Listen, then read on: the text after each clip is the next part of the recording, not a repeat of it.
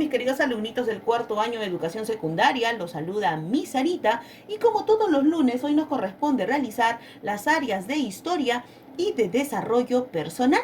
Muy bien, ustedes ya se encuentran en el segundo tema del área de historia correspondiente al tercer bimestre, que es el tercer militarismo. Hoy vamos a ver los gobernantes, no sin antes retroalimentarnos del tema que vimos la clase pasada. Muy bien, vamos a empezar primero con la primera interrogante. ¿Qué significa el tercer militarismo? El tercer militarismo es un periodo en el que los gobernantes eran principalmente militares. ¿Cómo se origina el tercer militarismo? En agosto de 1930, el comandante Luis Sánchez Cerro dio un golpe de Estado, autoproclamándose gobernante del Perú. ¿Cuánto dura el tercer militarismo? El tercer militarismo dura 26 años, desde 1930 hasta 1956. Muy bien, empezamos entonces con el gobierno de Luis Sánchez Cerro, de 1930 a 1933. Él crea la ley de emergencia, año de la barbarie. Se produce la rebelión civil del APRA en Trujillo en 1932. Hubo una crisis económica y monetaria. Empezó con la misión Kemmerer con 11 proyectos. Luis Sánchez Cerro permite el voto de la mujer para elecciones municipales. Se produce el conflicto armado con Colombia en el combate de Huepi en Leticia. Muy bien, Luis Sánchez Cerro terminó siendo asesinado un 30 de abril de 1933 por Abelardo Mendoza Leiva, quien era un militante aprista. Muy bien, acá podemos ver algunas obras de Luis Sánchez Cerro, como el cuartel de Odonovan, combate de Tarapacá y Huepi, fue asesinado el presidente Sánchez Cerro. Muy bien, acá podemos ver al asesino, que fue Abelardo Mendoza Leiva, que fue del APRA, y acá el sepelio del presidente. Muy bien, vamos a continuar ahora con el segundo gobierno de Óscar Benavides, el año 1930 hasta 1939. Su gobierno fue de apaciguamiento, ¿no? Su lema era orden, paz y trabajo. Se produce la ley de amnistía, paz y concordia, quiere decir que le dio libertad a presos políticos del APRA.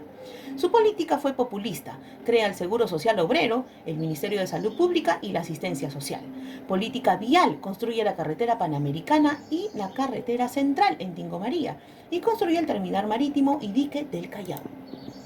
Muy bien, pone fin al conflicto con Colombia, firmando el Protocolo de Paz, Límites y Cooperación en 1934. Firma el Acta de Lima, donde se reconoce a Ecuador como territorio.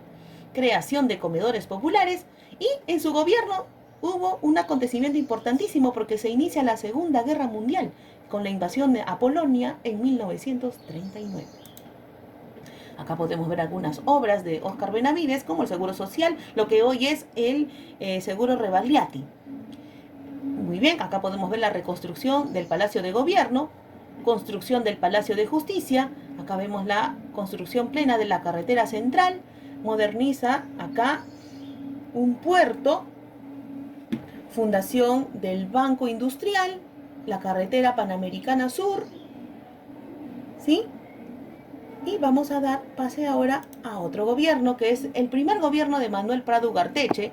Este gobierno se le llamó la Buena Vecindad. Él disminuye la importación y aumenta la exportación. Crea el departamento de Tumbes y Pasco. Inicia la construcción de una central hidroeléctrica en Cañón de Pato. Construye también la planta siderúrgica en Chimbote.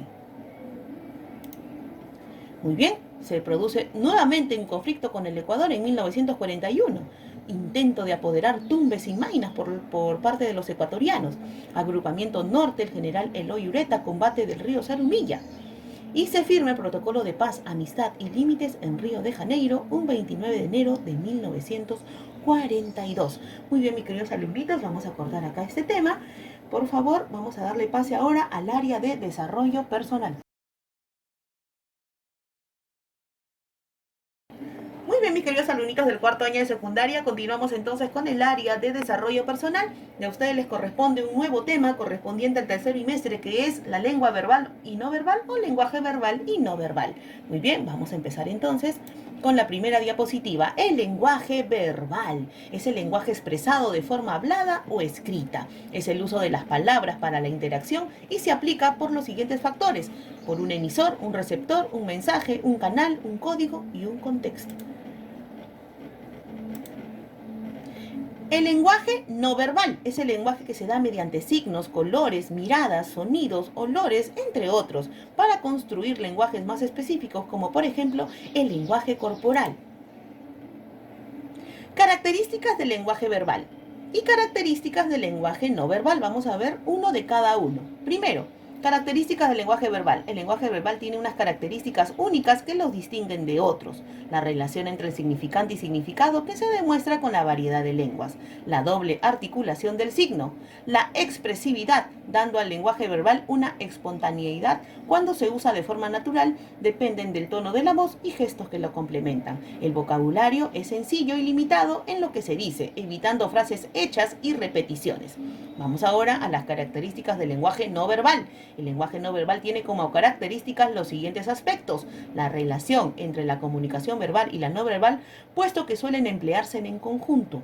En la mayoría de las ocasiones actúa como un agente regulador en el proceso de la comunicación, contribuyendo en el significado del mensaje. La comunicación no verbal es un fenómeno que varía dependiendo de las diferentes culturas. Tiene un papel más, ya que expresa una información muy valiosa que el emisor apenas se percibe. Elementos del lenguaje verbal. La comunicación verbal puede realizarse de dos formas: por forma oral, a través de signos orales y palabras habladas, y por forma escrita, por medio de la representación gráfica de signos. Vamos ahora a los elementos no verbales de la comunicación. En la comunicación no verbal encontramos la postura, los movimientos corporales, la expresión del rostro, las características de la voz y hasta la respiración.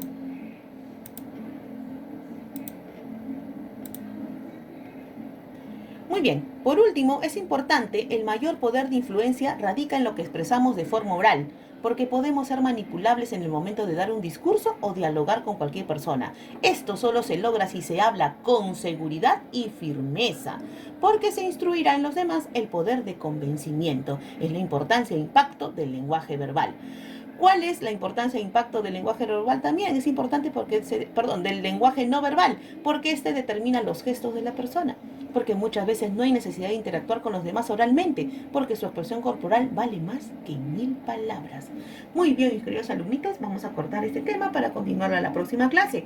Recuerden, por favor, que el martes empiezan los exámenes mensuales, a estudiar mucho, a entregar las tareas a tiempo, que tengan un bonito lunes y nos encontramos la próxima semana. Hasta pronto.